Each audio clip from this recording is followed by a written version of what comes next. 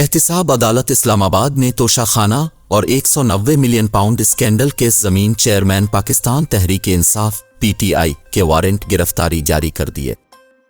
कौमी एहतिसाब ब्यूरो (नैब) की जानिब से चेयरमैन PTI के वारंट गिरफ्तारी की तामील के लिए दरख्वास्त दायर की गई थी। एहतिसाब अदालत इस्लामाबाद के जज मोहम्मद बशीर ने इमरान खान के वारंट गिरफ्तारी जारी करते हुए अडियाला जेल सुपरिंटेंडेंट को वारंट की तामील के लिए कानून के मुताबिक इक़दामात करने का हुक्म दे दिया। ख्याल रहे कि इमरान खान साइफर केस में गिरफ्तार हैं और उन्हें सिक्योरिटी खदशात के पेश नज़र अडियाला जेल में रखा गया है। सीक्रेट अदालत ने इमरान खान और शाह महमूद कुरैशी के खिलाफ साइफर केस की समाअत 14 नवंबर को मुकर्रर कर रखी है।